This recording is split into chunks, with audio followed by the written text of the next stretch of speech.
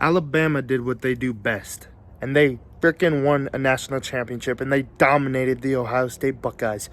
As you guys may know, I'm a Buckeyes fan. I am very disappointed with the way the Buckeyes played, but it is what it is. I'm very heartbroken from the Seahawks L, and I'm very heartbroken from this. And I don't know what to say, man. The Alabama is just too good. Mac Jones, Najee Harris, if I said his name right, Devontae Smith, absolutely an animal. I can't wait to see what NFL team he goes to. Let's break this game down just a little bit because it is cold as hell and I'm out here in a t-shirt and shorts. Anyway, first quarter, it was looking like a dogfight. It looked like it was going to be a hell of a game, and it looked like Ohio State maybe actually had a chance of beating Alabama. And then the second quarter came. Well, in the first quarter, on the first play of the game, Trey Sermon gets hurt, and something's wrong with his collarbone, I guess. So he runs to the back. They check him out, collarbone problem, like I just said, and he's out for the game.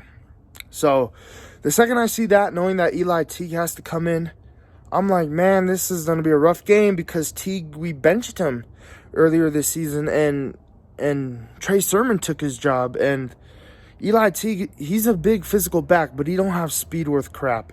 He's just a big body man who just runs. He should be a fullback, to be honest. But anyway, let's get to the point. So, looked like it was going to be a good game in the first quarter. Very competitive. Second quarter, Alabama goes off. Devontae Smith, 12 catches, 215 yards. And 3 touchdowns against this Ohio State defense. They put a linebacker on Smith on one of the plays. What the hell was that? Do you guys not see what's happening this whole time? Ryan Day. But let's get to why I feel like Alabama won. First off, you run 4 plays. They ran like 4 plays this whole entire game just because Ohio State could not stop them. They did the RPO where it'd be a fake handoff, throw it to Smith or another dude, and they'd take off. And it was a slant. It was a slant route every damn time. Okay, that's one play.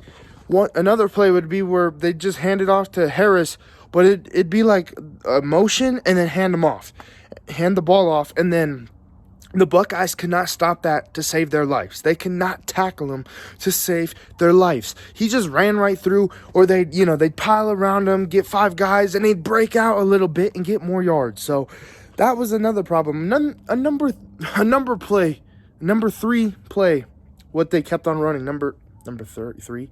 The third play they kept on running was the motion with Smith. He'd start on the outside, come in, snap the ball, and then he'd turn around and run the other way, and then Mac Jones had a little dot. Like, bro, that's all it was. And, when I watched Alabama play Notre Dame, I knew that was coming. But I guess the Buckeyes just didn't watch film or something. Anyway, so that was the third play. And then, I don't even know what the fourth play was. I swear it was just 3 plays.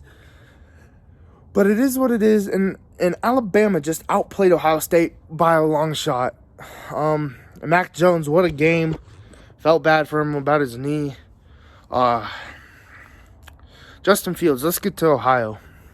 Eli Teague, soft. Justin Fields, can't wait to see what he could do in the NFL. Hopefully he goes to a good team. I want to see him succeed in the NFL. He deserves it. And he played his ass off for Ohio State. Chris Olave, man.